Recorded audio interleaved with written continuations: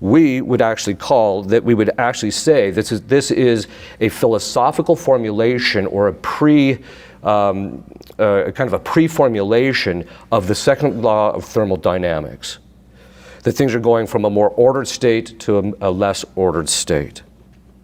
It is not just the case that matter is in potency to form, because any kind of matter can become something else in some sense, but that even when matter is under form, it has a tendency towards disorder. Now, any of you who are of any age whatsoever know that to be the case.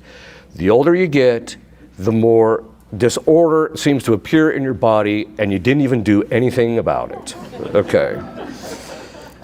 So it has a tendency towards disorder, dissolution, or corruption as a result of the contraries existing in the matter. In other words, the various chemicals in their relationships will end up breaking each other down to some degree at some point, such that given time, the matter will become indisposed to the form itself.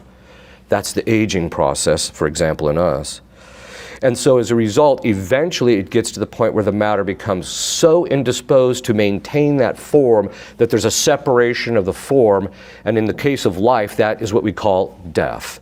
It gets to the point where your body can't sustain the operations of the soul, and so there's a separation of the body and the soul.